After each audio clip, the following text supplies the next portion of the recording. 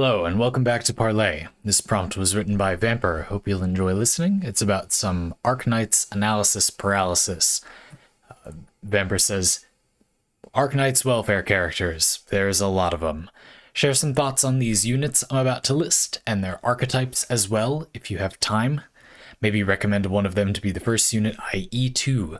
Feel free to cut the list short if you have a lot to say. It's an amount of characters. Yep, it's quite a few. No, I think we can get to all of them, though I might pick and choose who I elaborate on more. Let's briefly address a few of the motivations behind Vamper's question here. So, Arknights, one of the things that distinguishes this game, I've often brought up as I recommend it, which I think I do recommend it to you, is that it has a lot of free characters of very high quality. It is a game where technically you can roll in a gachapon system to get characters, but one of the things that distinguishes it from its peers, which are mostly just vapid cash grabs, is that there are so many good free characters. And I'm not talking like 10 tutorial units, maybe 40 or so, units of every level and tier of power used at all levels of play. They are well and truly very good. You could easily never roll in this game, and you would have a fleshed out account. Now, the other thing that Vamper is asking is about E2, promoting a unit to their Elite 2 breakpoint. We'll talk about that a little bit, maybe more a little bit toward the end.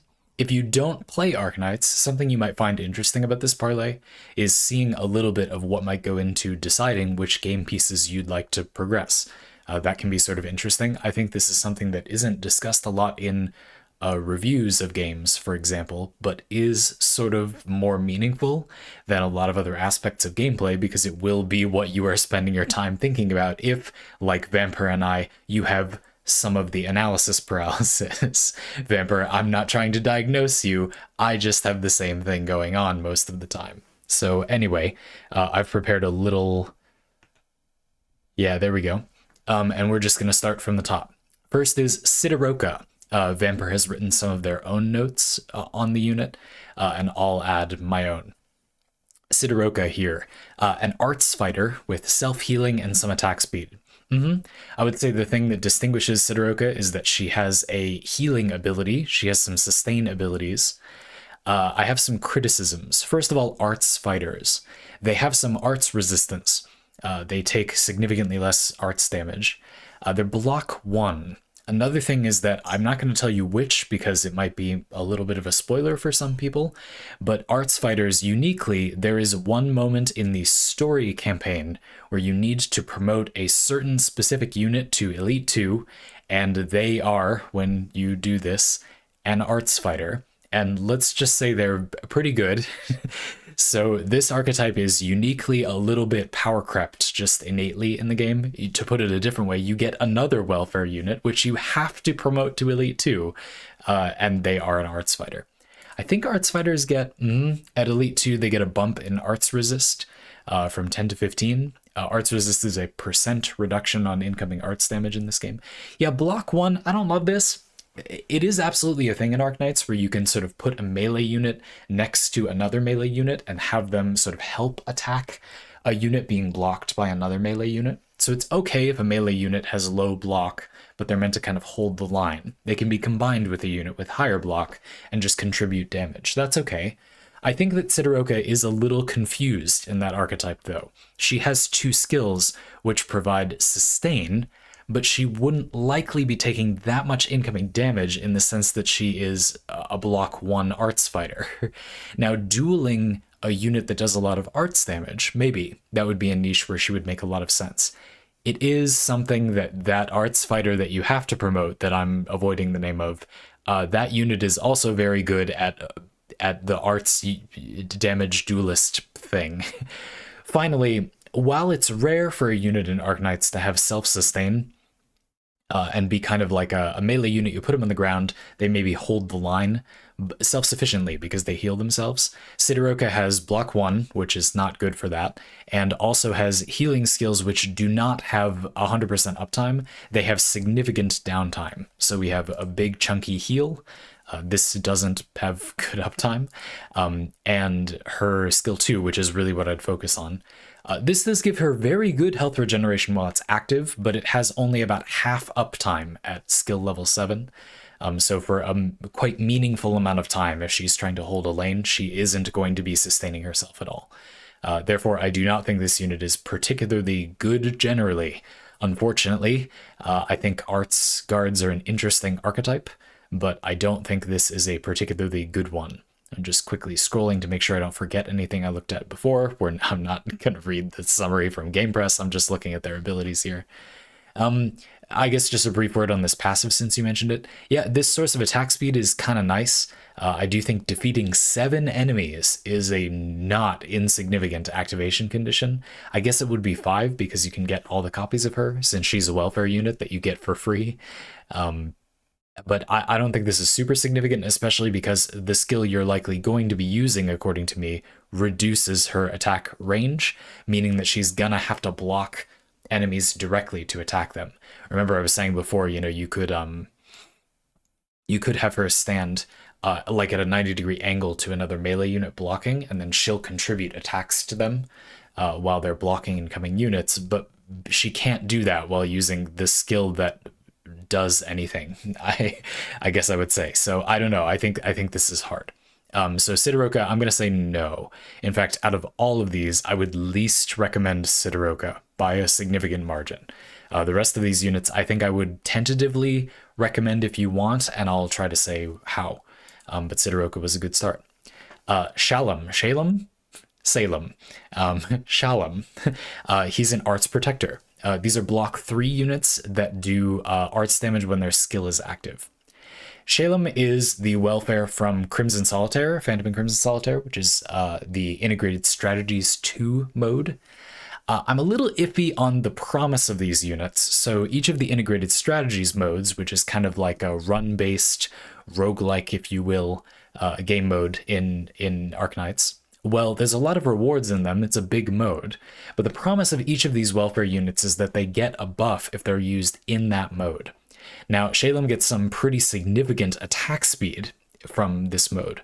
If you eat to him, you get 30% attack speed. 20% at Elite 1 is still pretty good.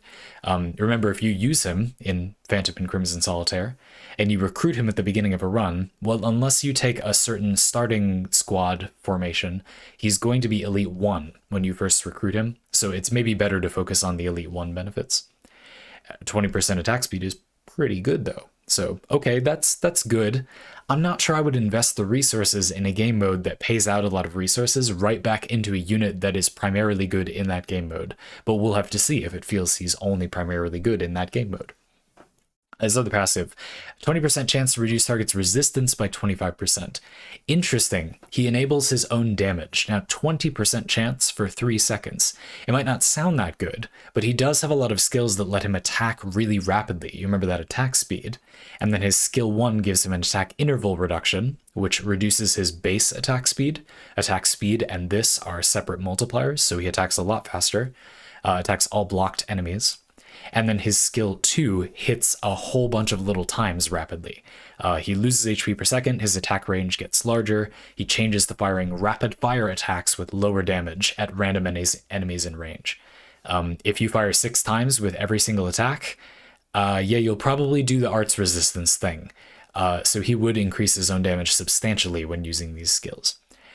This skill, for example, has an excellent cycle time. It doesn't take long to come off cooldown. And he fills an interesting niche. He's an arts protector, so he has a lot of arts resist, and he's tanky. He blocks 3, sounding like a lot of benefits over Sidoroka if you wanted that. And he has like a big arts damage ability. He also has the unique strength of being a more offensive defender. There aren't all that many like very tanky units that have a meaningful offensive asset. I also like this ability because you can use it to focus damage on a single target. So it fires 6 times, 65% attack. If you were hitting the same enemy with every hit, you're increasing his damage output quite substantially during that time. You can imagine 6 times 65% attack even if we just round off and say 6 times for 50% attack, you're doing 300% damage. And because it hits in 6 individual hits, you're going to inflict that resistance reduction again. So I think this is fairly good. He loses HP while using it, but 5% HP per second isn't the end of the world. You would want to support him with a healer, but I don't think that is that different than what you might want normally. I'm not too high on this skill, but it's fine if he doesn't have a healer yet. Maybe in an integrated strategies run, you could use this so he doesn't hurt himself. And he's fairly tanky to start out with. Yeah, I think Shalem is pretty solid. I will note that if you have or are interested in a unit Asbestos, they are remarkably similar. They both have skill 2s that are offensive arts damage nukes, which hit in about this same range. And they're both arts protectors. I would give the tiebreak to Asbestos because she's a little bit better in that niche of heavily mitigating arts damage, and she's tankier, which I think is more meaningful for this archetype. While both of them have meaningful arts damage nuke abilities, but they're not exactly the premier offering in that area. They're still defensive units. So personally, I think the main knock against Shalem would be if you're interested in Asbestos. I kind of feel like they're very similar, but she's a little better most of the time. But Shalem is free, and he has his own strengths. His offensive peak is probably a little higher. He's a pretty swanky looking unit. He's sort of weird. His outfit goes to so cluttered that I sort of like it a little bit. I don't know. He's vaguely haunting. He looks like he had a bad time with the Crimson Troop. Is that what they're called? The villains of Phantom and Crimson Solitaire. Not an enormous, wholehearted recommendation, but he's perfectly sensible if you want that. Leading us quite directly to Bison, normal protector. So he's a block 3, straightforwardly tanky unit. Bison's big thing is that he's got this like buffing nearby defenders besides himself ability. Interesting. I'm kind of sold on this being a nice thing because it means that you can build out a few defenders and Bison will make your other ones better. That's interesting. I do think that when you use defensive units, when blocking is a good solution in Arknights, you generally put yourself in a situation where you do want multiple defenders, and they are decently often near each other. So I think this ability is reasonable, like it makes sense.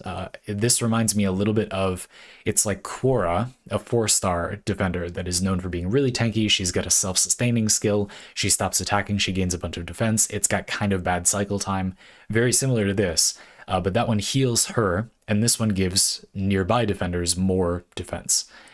It also taunts. This is a little difficult to use in Arknights. The idea is that enemies usually attack the unit most recently placed or have some other offensive conditions, and this can maybe override that somehow. I admit to not knowing enough about this mechanic to be confident with it, but I would imagine it just maybe it just makes him the most recently dropped unit during its duration or something. I don't think that's bad. Your other units will probably die the moment this is off cooldown. So I don't know if that's that effective, but it does have a long duration. I don't know. It's cool. I don't think Bison is like a whole lot to say. A unit. I do want to note about his talent. It's his defense 50. If a Vanguard or Guard is behind Bison, that Vanguard or Guard gains the same effect.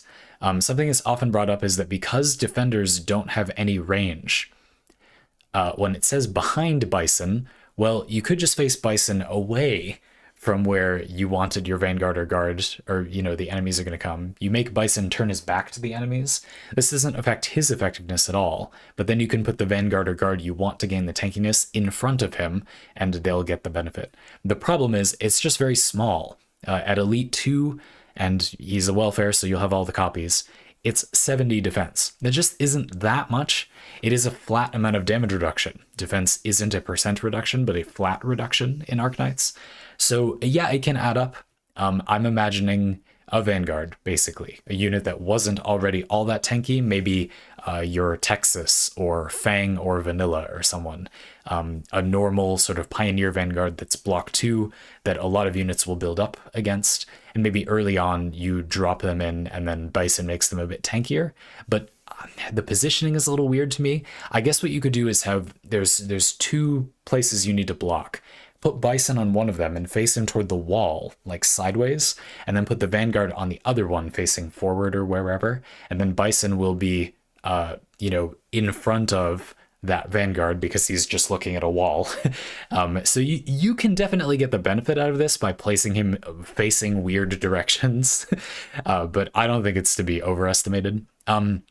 He's fine. I think the biggest knock against Bison is that there are quite a few good defenders that are just tanky. If that's all he's doing, he doesn't provide a huge defensive buff to nearby allies, and that's the only thing he does. There are a lot of good units that are free or easily available that are also good at this. I would consider promoting Quora first, for example. She's a 4-star. And also I would consider Gummy, another 4-star. There's a little starter thing you can buy, I think, that's like $1 that you just get Gummy, but you can get her from normal rolling.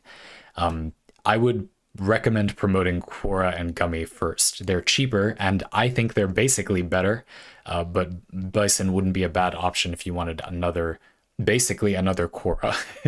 I don't know. I personally think that this is just a bit too dime a dozen of an offering, but it's not like he's bad at it. So if you like him, I don't see why not. Whizlash, what a strange unit.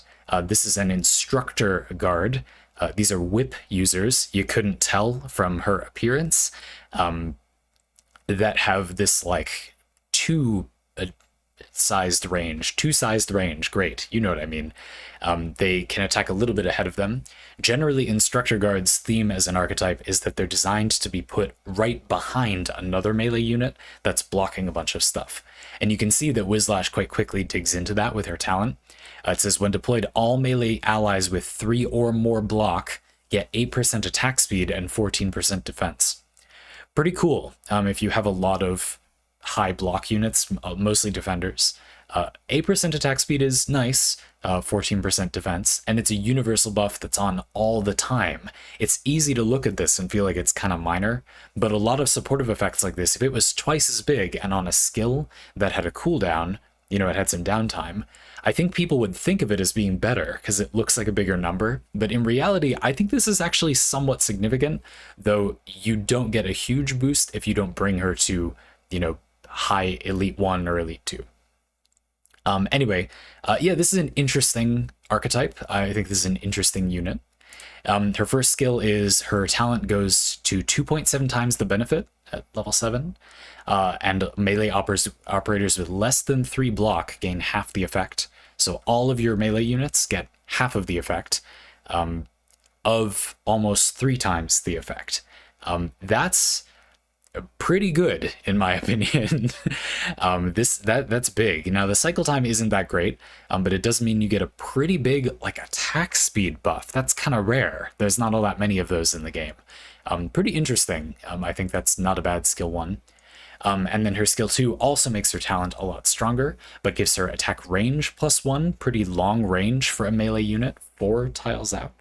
An attack boost, block +1, and attacks all blocked enemies. So this also gives her the option to do kind of like some emergency blocking. You've got 2 blockers nested, and she can temporarily become meaningfully good at blocking. Now you might be wondering, well, block +1, why does that seem familiar? Oh, well, it's because she's block 2, and if she gains block +1, well, she has block 3, and therefore qualifies for her own effect. So this is a stronger damage boost than it at first appears, because it means that she'll increase her talent's effect by 1.7 times, cause herself to benefit from it, and give herself the attack boost and attack range. This is pretty sweet.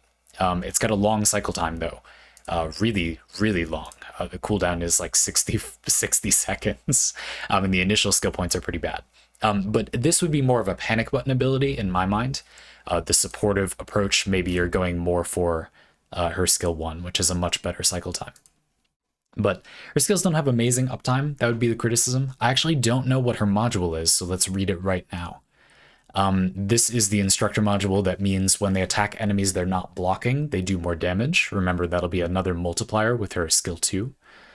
And then it gives her another effect. She gets a new passive. On deployment, all melee operators with 3 or more block gain 1 physical shield. Operators from Casimir's gain 1 additional stack. Interesting. Casimir's? Anyway, the horse knight esports country. You know, those people, of course.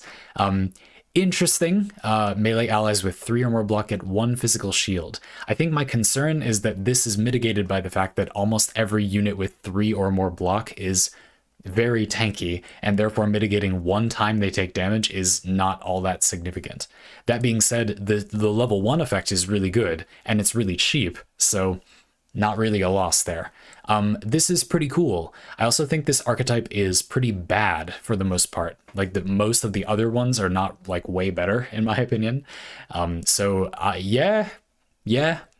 This is one of the units that we're talking about today that I have not promoted, but that I plan to.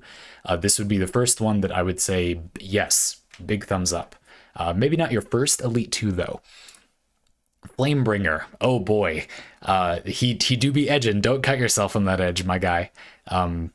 I think he's dripping. This is a nice looking man. You just gotta avoid cutting yourself on that edge. Flamebringer is a duelist guard. He's a block 1 guard, and generally they're built around having very, very high individual stats, but they're block 1, so how many enemies that's going to affect, that varies. Flamebringer's big gimmick is that he needs to get a lot of kills, and then he gets big max HP boosts. And then he's got these other skills. Particularly, I want to highlight his skill 2. It's a 48 skill cost at level 7, but it gives him a big attack and attack speed boost with unlimited duration. So the idea is if you wait about a minute and he gets like 30 kills, he becomes a very, very high stat stick, but he doesn't do anything.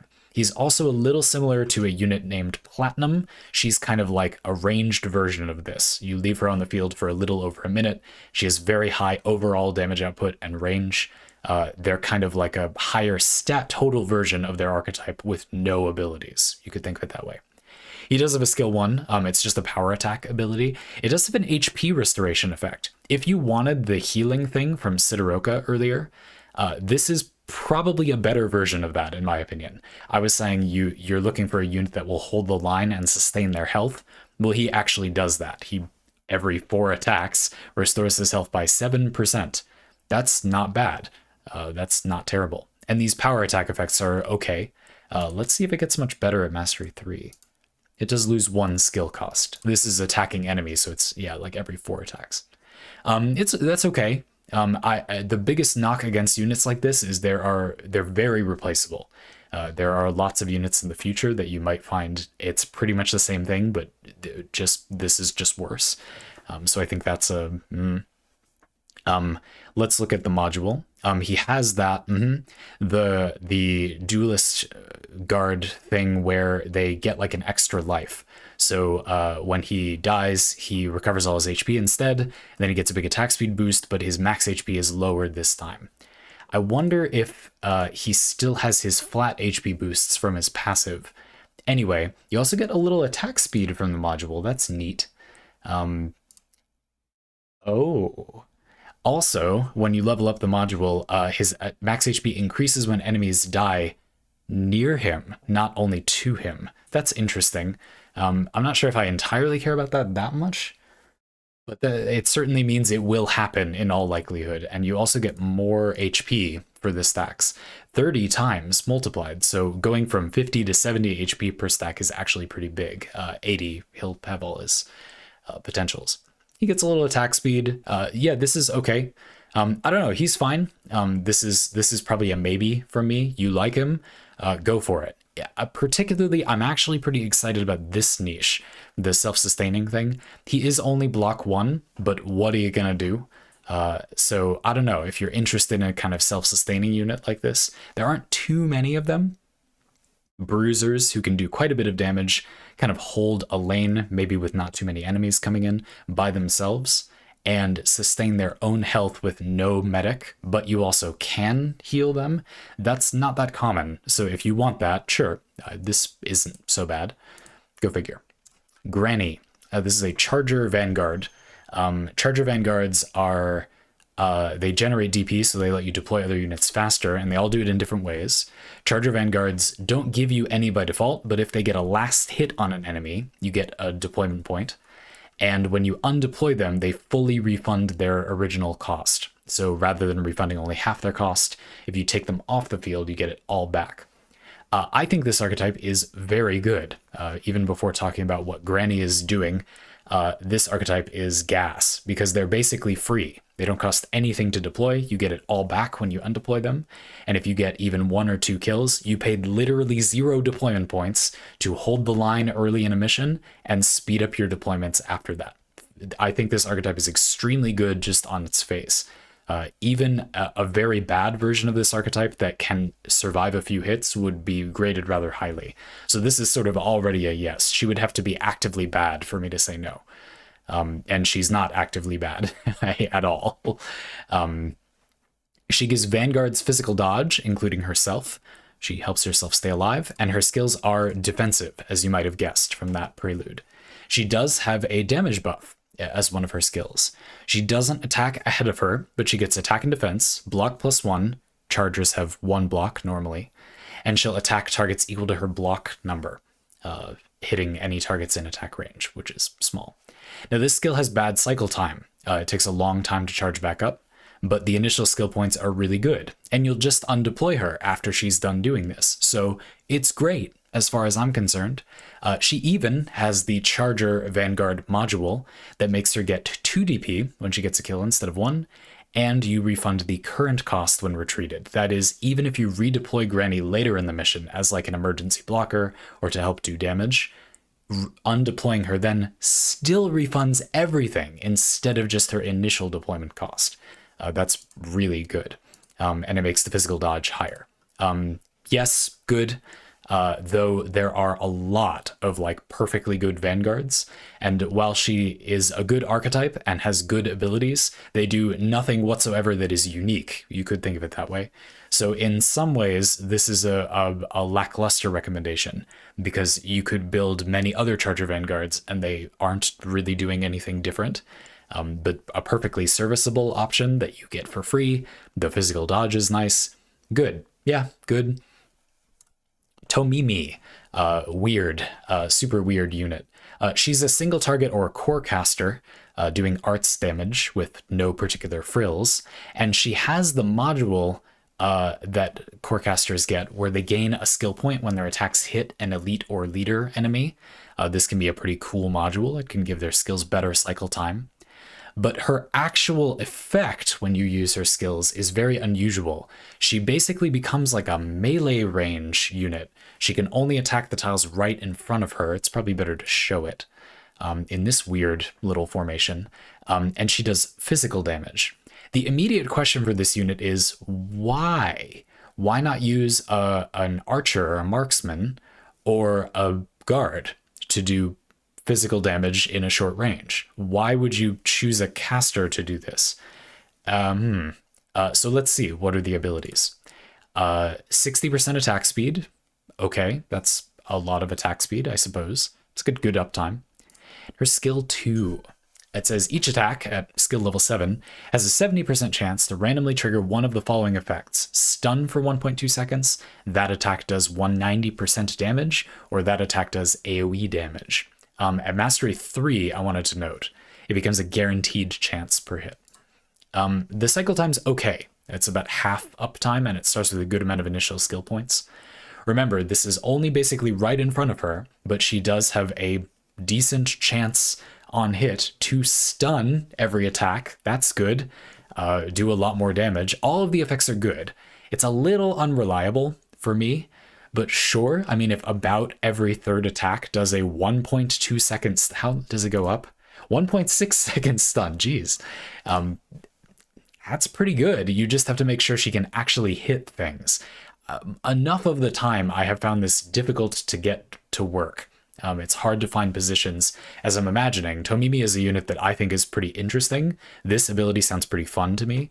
You might have seen that she's on my kind of roster for units I might promote when I've shown myself playing on stream, but I haven't done it yet. And the reason is that as I imagine using her, I'm thinking, well, this range, Well, this means that if there's a melee unit in front of her blocking, to keep units in her range, well, they're on the square that she can attack. You could put her kind of next to them. They're here, and then she's like standing on the side and attacking the one square right in front of where they're blocking. Maybe. Let's just say that isn't a very flexible deployment, right? Like there's definitely a big cost most of the time, big cost to getting her to be able to attack enemies, which is why I'm happy to tell you that the level 2 and 3 effects of her module make her attack range better. Instead of it being the one in front and to her sides, she also gets an attack square to the sides of that as well. Still a short range, but a little bit more flexible. I think this is actually a pretty big deal because it means that if you put a unit blocking a lane and then you place Tomimi next to that unit, she can't only attack one square right in front of where the blocking unit is blocking, she can attack 3 squares, the whole lane, right where the unit is blocking. If you put Tomimi with this module in a narrow lane, and then you have a blocker at the end, she can attack units all the way down the line. That's a pretty big upgrade in my opinion, especially because one of the effects is AoE damage. You can spread it out more. It's good. Yeah, that's not bad. Again, the physical damage thing is sort of weird, but I think what you'll see, for example, I don't recommend this, but if you read the discussion on Game Press, what you'll see is that I think people are getting a little distracted by the fact that she's like a caster with physical damage, and why would you need that? But classes mean nothing outside of integrated strategies, so that's irrelevant. She's just a weird thing that does this thing. If you're the type of player that is willing to just sort of relearn and reinvent the wheel from scratch with an archetype like this, I find that they're pretty good. She reminds me a little bit of Ifrit, who has a very long line-shaped range and is ridiculously powerful, but you need to kind of look for tiles where she can work. It's the same thing. If you don't want that, do not use this unit because she doesn't do anything if you don't do that. But otherwise, yeah, she's probably fine. I actually kind of want to look at her attack stat really quick. You would probably go to Elite 2, so let's look at that. 20 arts resist, yeah.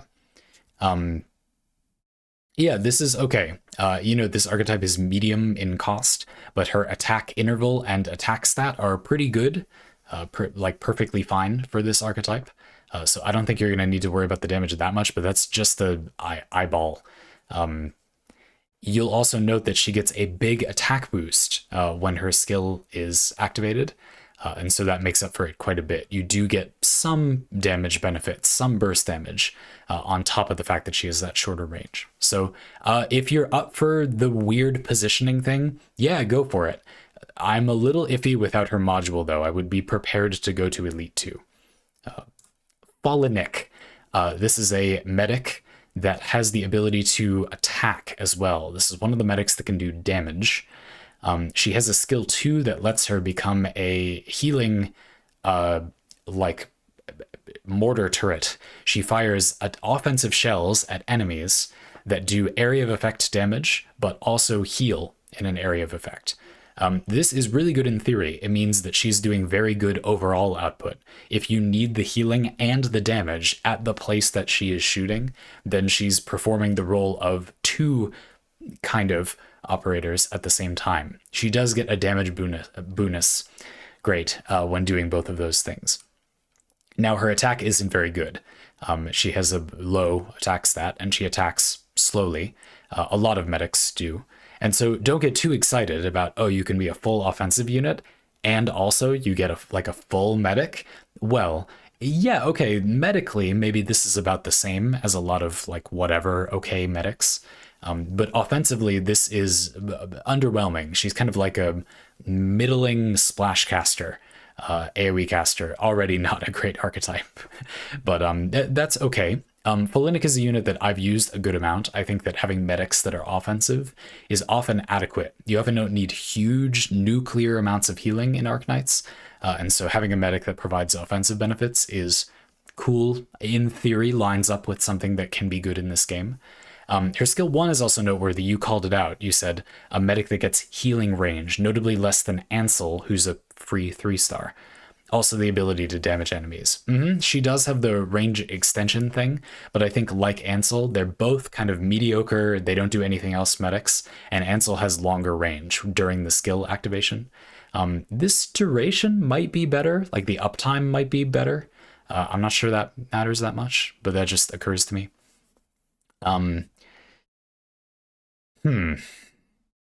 Yeah, I don't have too much to say. Let's look at the module. 15% were healing when healing a ground unit.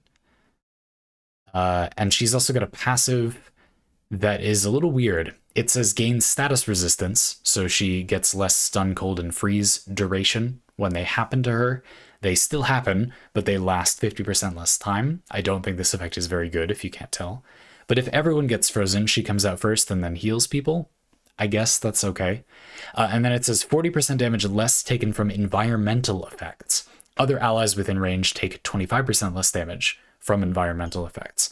I think this means things like poison mist stages. The stage does damage to everybody on the battlefield constantly. She makes your whole team take less damage from that effect.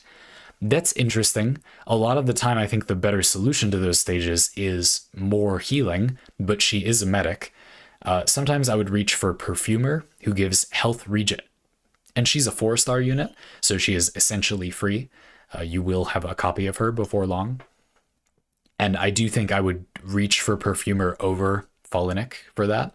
But were you to use another medic and want to counter such a stage's effect, maybe that's not bad. That's interesting. It does give her 6 attack speed too, the module.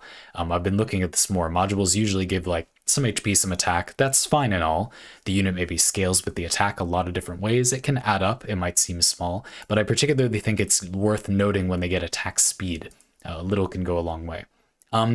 This is okay. A lot of medics are really mediocre in Arknights, so I would say it's more less punishing, maybe let's say it that way, to just do the ones you want.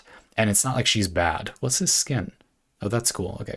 It's just pretty, but her outfit's not that different. Anyway, Lava the Purgatory. This is a unit I wholeheartedly endorse for memes. But is she actually that good of a value proposition? She's a splash caster. She's an AoE caster. She is pretty straightforward as far as an AoE caster goes. She has AoE abilities that make her hit a lot of targets, but the type of ability and the actually, I think, rather flexible nature that you get out of this unit is why I would recommend her.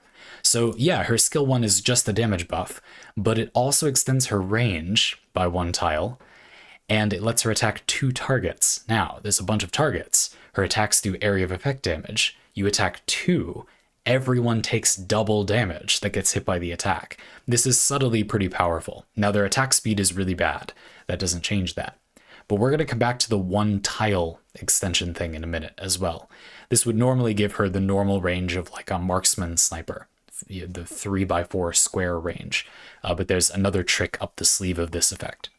Another thing to mention about Lava the Purgatory's skills is that she has this weird like skill point cost thing going on.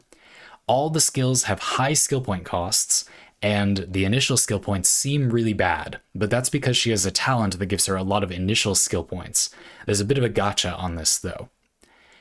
Only the first deployment gives you the skill points. So if you undeploy Lava the Purgatory after dropping her in to do her skill, the next deployment should like never get her skill. So that's something to keep in mind. It is therefore meaningful that the skill 1 has a quicker cycle time. It's still pretty long though, 50 or so seconds. Skill 2, even bigger skill point cost, but remember you can use it almost immediately the first time, and they do both have long durations. This one creates a box of fire around her and the ally with the highest HP within range, her attack range, and then both of those rings pulse for damage every second.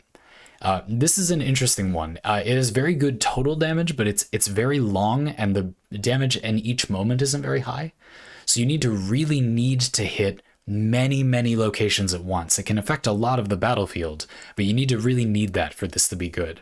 Again, it certainly helps that you don't have to wait for it to be up. You can drop her in right when you see a moment it would be good. My concern is just that it lasts a long time. A lot of this skill's mediocre damage is meant to be balanced by the fact that it lasts a while. But you probably won't have a situation where this is good that will last a while. You see what I mean? This is okay. Again, I think it's made worse by the fact that if you plan to use this ever again during that battle, you won't have the initial skill points, and it takes forever to cycle. If you leave her out, it will take a long time to get back. Okay, the relative versatility. Yeah, I don't think that Lava the Purgatory is that good at anything, to be blunt. This is good when it's good, which is not that often. This is certainly a good area of effect arts damage skill, which I don't think you really need to reach for all that often. But she also has this other weird little niche. Her module gives her an attack range expansion. You get one little block in front of her normal 3x3 range. Now this is affected by the range extension from her skill 1. So if you use her skill 1 and you have this, she hits 5 tiles away at the very end. This little range will extend 1 outward. And so while she only has 1 block that hits all that far away, I mean, she's an AoE unit, so she can still do a lot of damage very far away. This range is rare in Arknights, and usually when you get it, it's only single target damage. It's like a sniper or a Deadeye marksman. So it's kind of nice to have that on an area of effect unit. This is cool. I use this now and again. I have Purgatory built with her module. And then she's got this other thing going on. So she has this before her module. When you deploy her, she gives other casters 5 initial skill points. This isn't very many, but it can push some of them over to using their skill pretty quick. It's pretty common in Arknights that skills have like an initial skill point count that is a little less than their total required to use, but not by very much. Maybe you need to wait 10 seconds to use the skill the first time. And then it's not up that often, but you get to use it the first time a little bit sooner. Lava can speed that up just that little bit. Sometimes this can make a big difference. If you bring a lot of units that have good immediate use on drop skills, which need just a little push, that can be pretty good. Another free unit, Mint, her skill 2 is not a bad fit for that. But there's a few others. You could borrow someone's Eafiala, the volcano caster. Her skill 3 benefits from this meaningfully. Again, these are all skills that would have taken about 10 seconds, but go to 5 seconds, almost immediate, if you have this effect. And so it's not a huge thing, but it is a little niche that she wants. I would say if you don't want almost all of those things that I mentioned, I don't think this is a good investment. She's pretty expensive for no single use that is very powerful. But I think this unit is a lot of fun. And if you want to play into a lot of casters, or you're going to build a lot of units, period, you will probably use this unit. The things she's good at are not common things, in my opinion. They're also not commonly useful, though. Finally, Benna. This is a doll keeper. Doll keepers have this durability thing where when they die, they swap with a doll version of themselves. That can be killed too, but after a certain amount of time, like 20 seconds, they swap back to their normal form. So if they aren't killed twice, you could say, within that interval, then they don't ever die. This is a sort of unique way to keep a unit sustained. In particular, if something does basically infinite damage to someone that you can't get anyone to survive, doll keepers can be good for it because they provide 2 bodies that can soak that up. Again, potentially you can kind of mitigate that one-shotting long enough, and then your, extra life comes back. Not so bad. The drawback is that they don't always do so much in their substitute form or like normally. Benna has some good melee burst damage. That's her main thing, is she can buff her own melee damage output by a good amount. These are block 2 melee operators normally. Yeah, this is fine. She loses health when she uses her abilities, but the key thing is that she's gonna swap to her doll and then come back at full health anyway. A thing that is mentioned in the description of this unit on GamePress here, which I will actually highlight because I think it's a good point, is that the cycle times on her skills are longer than they appear. They look really good. They look really short. 25 skill point cost, and it's 22 seconds for a big damage boost with 2 separate multipliers. Big bruiser damage, I don't know, right? But you should keep in mind that because she's going to die into doll form and then come back with no skill points, and I believe without the initial skill points, the cycle time is longer than it appears. If she dies, and she does bring herself close to dying when she uses her skill, that 20 seconds or whatever before they swap back, well, she's not getting skill points during that time. So it's only okay, in my opinion. Let's see what this module does. Just while she's in doll form, she reduces physical and arts damage taken. Among the doll keepers, Benna is really tanky in doll form, which is interesting. So that niche that they're kind of good at, which is that they won't die the second time and then they just sort of stay alive forever as long as they don't get focused too hard. Well, she's really good at that. Sure. Yeah, this is perfectly fine. This archetype is pretty useful in my experience. If you're looking for situations where you need to soak enemy attacks, especially ranged attacks like ranged chip damage, and have a unit sustain that all on their own, this can be a pretty good archetype for that purpose, and there aren't very many of them, and the other ones aren't all that much better, in my opinion. So yeah, like this is a good option for that, but I do think this is somewhat niche at the same time. You have to be in for this unit if that's what you want. We'll finish up a little bit. Overall, of the units you recommended, I would be the most high on Whizlash, Granny, maybe Benna, and then Tomimi, Folinic, and Lava the Purgatory would be if you really like them. Flamebringer would be if you want the self-sustaining guard. But I'm kind of into Granny or Whizlash. Again, if you really need one of these things. Again, I think Flamebringer and Benna are maybe more likely useful to a newer account because they are more of a self-sustaining unit. They fill a few roles at once, which is often recommended. I think the discussion in Arknights then becomes, well, is it really good to focus on getting a unit that can multitask? Like, is that valuable in this game? And I think the answer is kind of no. Arknights provides such strong, I guess, like power budget for a unit specializing, and there are so many units to choose from that there isn't usually that much of a need to have a unit that does multiple things at once, especially because you can get the job done of an archetype using a cheaper unit. So for example, if you just need a healing defender, well, you can use Spot, the 3-star healing defender that you're given, at Elite 1 and just level him a bit, and he does that job. He blocks 3, he heals, he does the thing. So I personally think it might be more useful to think about specialists, which is why Whizlash, who might seem like a more narrow unit, is, I think, a good recommendation. She also provides a team power boost, but then that's not as good if your other units aren't that strong. So maybe that's a stupid recommendation. Go figure. Yeah, I don't know. I hope that helped somewhat. I wanted to talk about the Elite 2 thing. So in Arknights, you can borrow units from support, that is from a friend. You can borrow your support unit at Elite 2 only if you have a unit at Elite 2. So it's common for newer players to push to getting a single unit to Elite 2 first so that they can kind of break into having stronger support units. They kind of unlock stronger support units. That's pretty common. And so who to do first? Because your resources are so restricted early on. I wouldn't recommend any of these. I would easily recommend a few 4-stars instead.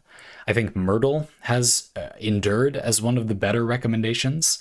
I don't think Perfumer is a bad recommendation, though the effect wouldn't be felt that early on. Quora, if you get her, super tanky defender 4-star Quora. These units are all 4-stars, so they're all a lot cheaper to promote than other units. They don't cost chip catalysts, which are what you need to make the thing that promotes 5 and 6-star units, but you don't need them for 4-stars. Yeah, the cost is just overall lower. And I don't think that any of those units are anything but more useful than all of the units we talked about today. Quora and Myrtle for sure. And then Perfumer, I don't think you'll regret it in the long run, but maybe it's not a good first Elite 2 choice. They're cheaper and really just better, more useful than all those other options. But I would like to have Granny as part of that team. The question then becomes, okay, let's say you do those two. Who would I then choose from among those units? Granny or maybe Whizlash or Flamebringer? Yeah, like it would be those, I guess. I would also suggest finding some just damage hoses that you like. Some maybe boring marksman or promoting Amiya, the sort of another type of welfare free unit that you get, so that you have damage dealers, because it can get overwhelming to try to defend against the high amounts of damage that are coming in Arknights if you don't have enough damage going in to counteract it. So I'm excited that you brought up all these units. I think a lot of them are perfectly functional. So if you like any of these, you shouldn't feel like I'll never use this. You know what I mean? You were into Shalem, but I didn't mention him that much after reviewing him here. Go for it. You know, there's not enough of a difference with most of these that I think you're really going to regret it that much. It would really only be examples like Tomimi and Lava the Purgatory, where I think they're among the better units in this list in their niche, but unless you want to use them that way, they are very bad generalists. That's kind of the concern. So I would think about that. That's my main recommendation. This was fun. We don't get this kind of parlay all that much, so it's fun to do now and again. I hope you enjoyed it. I hope it was helpful in some way. Oh, real quick, you did mention in the Granny section that we're getting Wild Mane, who is another Charger Vanguard, as a welfare unit within a year or two. So actually, let's quickly talk about Wild Mane. I don't have much to say, so it really will be quick. Wild Mane is a Charger Vanguard, but I think that her niche is a little more specific. So she's got two really weird kind of standout benefits. She can be used as very good hot drop damage. You drop her into combat and she immediately does a burst of damage. With her skill 1, you just get, we can look at this, I have it pulled up. She just gets 100 attack speed for 25 seconds when dropped in. And then she's got another effect that lets her, with good initial skill points, so pretty quickly after deployment, attack ahead of her, and she repeatedly pushes the target away from her, usually moderately. This can be used to indefinitely stall units for 20 seconds anyway, by repeatedly pushing them out of attack range, maybe of another unit. This is really good when it's good. I guess my point is that this really isn't, in my mind, the same niche as Charger Vanguards generally, and in particular, Granny is the exact opposite. She's a really defensively or tankiness-focused Charger Vanguard, whereas this is kind of a glass cannon, almost like hot drop focused Charger Vanguard. Not at all bad. I guess I just feel like were you to promote both of them, I think you'd probably use both of them. And I think Wild Mane is a little more niche, maybe. She has this really interesting quality I wanted to mention as well. It says, after the first deployment, all undeployed guard operators get DP cost -1. Each operator can have a maximum of -5 DP cost before each deployment. So this means that when you deploy Wild Mane, she subtracts DP cost from guards on your team that you have not deployed so far. This means for every guard on your team, she gains you 1 DP every time you deploy her. You could think of it that way. You can easily make a team that's mostly guards and get a big benefit out of this. I don't know. Personally, I think that it's good not to overestimate this benefit. You've got a team of 10 guards, Wild Mane, and a healer or something, and you drop Wild Mane and get 10 DP, but you can't spend it all on one unit. It only speeds up deploying each unit by 1 second, not by 10 seconds. I think this is deceptively kind of bad, which is fair because Charger Vanguards are really good. So I don't think this is a bad benefit, but I wouldn't get too excited. Generating DP is good because you can spend it all on one unit and get them down and do the thing. This kind of doesn't do that, which is how it's able to be relatively balanced. Still pretty cool. I just wanted to say maybe don't get ahead of yourself too much. Just as a quick side note, she does have a module as well that gives her reduced redeployment time. Really cool, not by that much. She's not a fast redeploy really, but it does reduce her redeployment time a little, which clearly leans into that niche. And she's got the good Charger Vanguard module where you refund the whole DP cost every time you redeploy her. So I think this is a very good unit, but she's niche and kind of not the same niche as Granny. And also, if you end up getting Bagpipe, I think that Wild Mane is essentially just a glorified Bagpipe, but Bagpipe is often a lot better at speeding up your deployment. So yeah, this is an interesting unit. I plan to build out Wild Mane when she becomes available. because I think she's hilarious. Like the abilities are just so epic. Watching her repeatedly stab with the 100% attack speed is incredibly satisfying to watch. Watching enemies get duded away from her attack range repeatedly as she pokes them really fast is hilarious, in my opinion. You see this unit all the time on YouTube videos about Arknights, but I don't think she's like that great of a first promotion option, personally. Okay, cool. Anything else to say? Elite 2, I recommended doing Quora and Myrtle first instead. Someone else to recommend, maybe? Gummy isn't a terrible first Elite 2, but there are a lot of healing defenders. Who do people recommend, man? I don't know. It wouldn't be bad to do these. You do Granny, you do Whizlash or Flamebringer. I don't know. Sure, it's okay if you like them. You like Shalem, do him, sure. But I would recommend considering doing one of the 4 stars because you will absolutely, definitely, for sure use them. They're way less niche than all these other units, and they're cheaper to Elite 2. That being said, though they are 4-star units that you will inevitably get over time, you don't technically get given them for free, as in you automatically get a copy of them just for doing the thing, so you might not have them yet. In any case, I hope that helped. Happy to further comment on this if you would like more help or input. Sorry for dissing you, Shalem. The poor guy. He didn't deserve to get such a bad rap. Neither did Sidoroka. This is a unit I wanted to like because I really like the self-sustaining guards. I actually somehow didn't know that Flamebringer had that HP restoration on his skill 1. I think I got distracted by his skill 2. That's not so bad, but he is still only block 1, so it can be a little difficult for him to take enough damage for that pretty good level of self-sustain to be entirely warranted. A lot of units that do the self-sustaining thing well are like block 2 or 3 and have some asset that lets them kill multiple enemies better. They attack all blocked units, or they have AoE or something, so that they can block a lot of units and therefore take a lot of damage, which makes it worth healing up a lot of damage, and they can actually kill all of those enemies.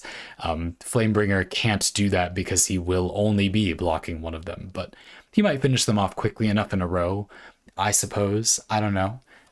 Anyway, thanks for the parlay.